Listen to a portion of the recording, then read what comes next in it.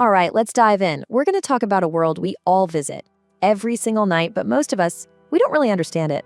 I'm talking about the hidden language of your dreams.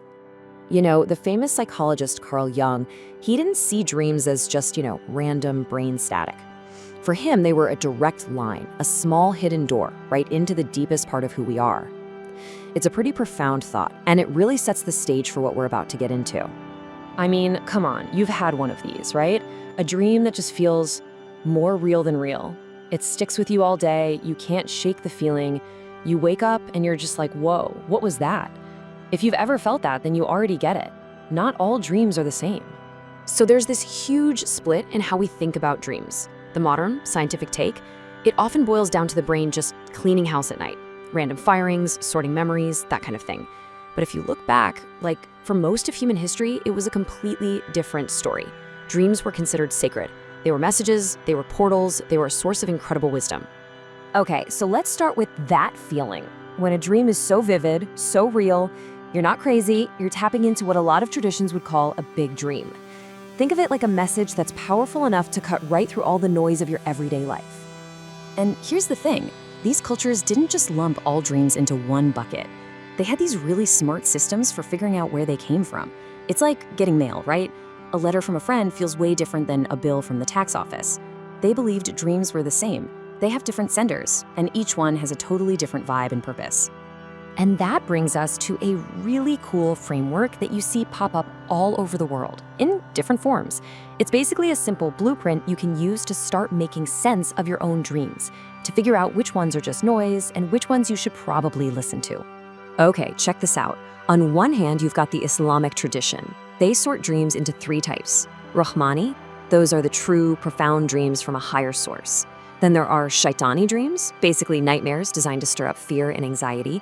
And finally, nafsani dreams, which are just from you, your ego, your mind, just chewing on the day's leftovers. Now, look at the parallel with modern psychology. It's wild. Rahmani is like your higher self. Shaitani, that's your shadow, your anxieties. And nafsani, that's just the everyday ego talking. It's the exact same map, just with different words. So the big takeaway here is that this system is your first filter. It's a practical tool. When you wake up from a dream, you can just ask yourself, okay, how did that feel? Was it peaceful and clear? Was it chaotic and scary? Or was it literally just me worrying about that email I have to send? Asking that simple question helps you sift through everything and find the dreams that might actually be saying something important. All right, so now that we've got a way to sort the mail, so to speak, let's talk about those special delivery dreams, the big dreams you never ever forget. These are the kinds of dreams that people have been talking about for centuries, all over the world, the ones that really leave a mark. First on the list, prophetic dreams. And we're not talking about some vague, fuzzy feeling. These dreams have this incredible, almost electric clarity to them. They just feel different. It's like getting a sneak peek, a movie trailer for a scene in your own life that hasn't happened yet. And here's a wild, real-life story to back this up. An intuitive named Janet Ray Orth kept having this dream over and over for months. In it, she was on the Bay Bridge during a collapse. But here's a weird part. It wasn't scary. It felt like a drill, like she was practicing. And then, the 1989 San Francisco earthquake hit. She was convinced the dream was preparing her, giving her a look at something that was about to become very, very real. Next up, we have visitation dreams. And honestly, these can be some of the most powerful and deeply healing dreams you can ever have. This is when someone you've lost shows up in your dream, but they're not like a faded memory. They're right there, vibrant, healthy, and whole. And usually, they're not there to say much, but to give you this overwhelming feeling of peace, to let you know they're all right. This story from Kathleen Blake of the Coasic Abenaki Nation, just wow. It perfectly captures this. Her grandmother came to her in a dream and told her she was going to have a baby girl with red hair, and she did. So you see, these aren't just wishful thinking. For so many people, these dreams feel like a genuine connection, a true bridge to those we've lost. Okay, but what about the broken record dreams? You know the ones, the same dream over and over and over. That's not your brain glitching out. A recurring dream is basically your subconscious grabbing you by the shoulders and shouting, hey, there's something you're not getting. That's right, the repetition is the point. Your inner self is just turning up the volume until you finally listen. It's usually pointing to something you're trying to ignore, an unresolved issue, a lesson you keep failing, or a big change you're scared to make. And the cool part? The moment you actually listen and do something about it, the dream usually just stops. So if these dreams are sending messages, what language are they using? Well, it's almost never straightforward. Dreams speak in metaphors, in riddles, in symbols. And figuring out how to speak that language, that's the real key to understanding what's going on. A huge piece of this puzzle is something called an archetype.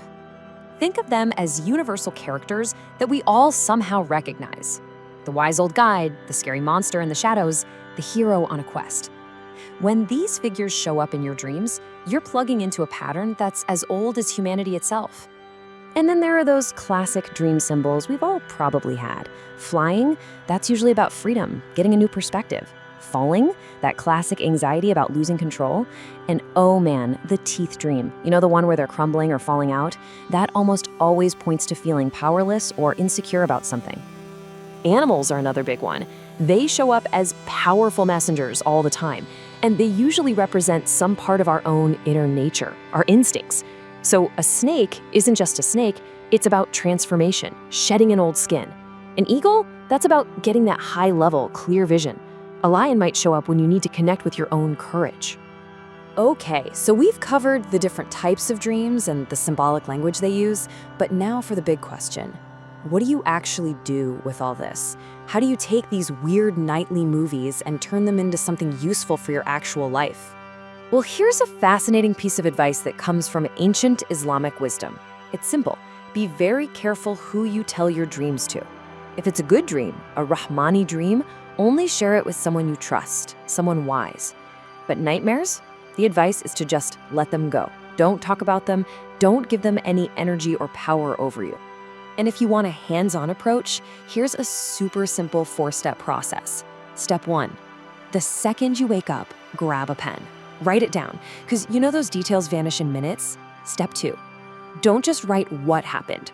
Write how you felt. Scared, elated, confused. That's key.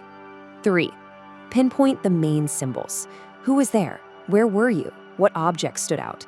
And finally, step 4, just reflect. Ask yourself, okay, what's going on in my life right now that this could possibly be about? And this is so important. Just figuring out what it means isn't the end of the road. The real goal isn't just to understand the message, it's to do something about it, to respond. Even if it's just a tiny action or a small change in how you think, honoring the dream is how you absorb its wisdom. Because ultimately, that's what this is.